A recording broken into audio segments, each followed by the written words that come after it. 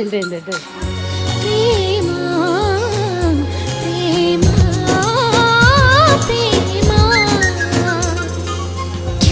తలుపులు తెరిచిన కనులకు సూర్యోదయం, అటు ఇటు తిరుగుతూ అలసిన మనసుకు చంద్రోదయం.